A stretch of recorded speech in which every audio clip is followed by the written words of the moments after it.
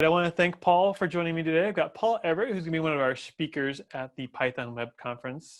Paul, you and I go back quite a ways. I think I first met you in 2003 at the Plone conference. You were one of the speakers there. Yeah. So that dates us both, so be Indeed. it. And then since then, we have been to many conferences around the world together. Why do you keep coming to Python conferences? It's my tribe. It's my people. It's my identity. I grew up with Python, it feels like. Everyone that I know from the Python community is my best friends forever. People like you, it's just my natural habitat. Yeah, no, I love that too. I mean, it's addictive. It is like people like I just know I can come back to over and over again. Yeah.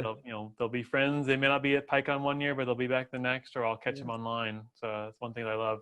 And what do you love about Python on the web? You are, I would almost say, historic in some of the Python and web frameworks stories. What drew you to Python on the web? That's a good way of framing it. Python and the web, the combination has been my interest for decades. It's the kind of thing that I'll wake up on a Saturday and work on just for fun. And, I've strayed a little, but I'm coming back with a lot of ideas and opinions. I heard you twittering about JavaScript stuff recently. I know. I'm getting out. I'm bailing out, coming back to Python. But I have an interest in Python and the web. I have an interest in the web, which I started maybe like 6 months to a year before I started Python. And I picked up Python because of the web in late 92, early 93, something like that. And I believe in the web. I believe in the web in a way that I'm worried about the next generation of the web, which might be JavaScript everywhere, server and client. And I believe in Python in the web, and I want to see Python do well in that. Yeah, no, and I love the fact we're doing an event solely around Python on the web. I feel like it's an area where it's not always been the sexiest conversations and talks that are happening at the conferences, but it needs to have a place where folks can all kind of join with their tribe of people. So you'll be presenting. You're doing a tutorial at the conference. Can you tell us a little bit about what people can expect from your tutorial and what they can come and see at the Python Web Conference? Sure. I'm the developer advocate for PyCharm at JetBrains. I'm going to be doing something that I really enjoy.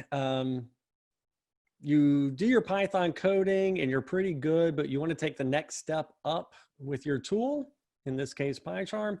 And so I'm going to be doing a workshop on becoming a badass, moving up from beginner to intermediate.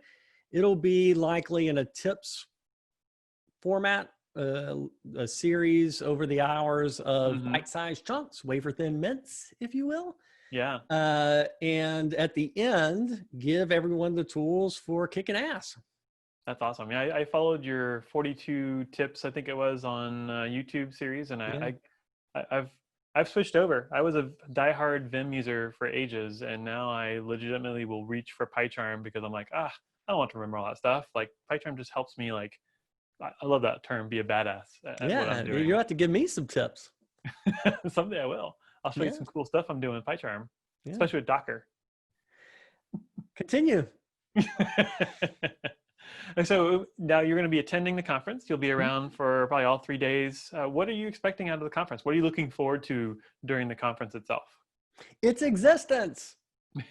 Thank you, 6 Feet Up and IndiePy and everyone else involved. Thank you for doing this. We've talked about this. Lots of people in our crowd have talked about this. PyCon doesn't do as much web stuff anymore for the talks that are accepted and the conversations that are happening. It's understandable, huge influx of a new crowd. But at the same time, there needs to be a home for Python in the web. The way I talk about it in kind of the middle third of Python's life, kind of the rise of Django, that the web was what really gave Python and the Python community its juice and its intellectual fervor, so to speak. Yeah. And it's still important. We've got the stats to prove how important web technologies are in Python projects. And so having a venue like this that celebrates that instead of accommodates it, It's wonderful to see. And I'm looking forward to education and learning. I'm also hoping to see a little bit of what's just over the horizon. What's the next big thing in Python and web? Is it async frameworks? Is it something else? Well, we got some of the right speakers. There's some really awesome lineup of folks on the site. I'm thrilled that everyone has got the confidence in us to come along on this adventure as well. I think it's going to be a lot of fun. I remember back in the days of PyCon, they had a Zope track and the Zope keynotes. And that's when I started going to PyCon, was when, like you said, kind of that middle third, where the real killer apps of Python were Zope, and the other one was what was that? Brams, like the BitTorrent. Oh, that was the other like killer Python app. Yeah, true. Yeah. Back in the day, for those people who remember either of those things. Yeah. Awesome, Paul. Well, I want to thank you again for being here with us today and talking about Python Web Conference. It'll be coming up here in just a couple weeks. You will be available on the Slack channel. We're going to have a JetBrains dedicated room on there for you all to hang out and come ask you questions. And I look forward to doing as well. I always love pinging you with my little bugs for PyCharm. You always forward me back the links to the tracker and say, you can put those over there. Indeed. Thanks, Paul. Sure. Thank you.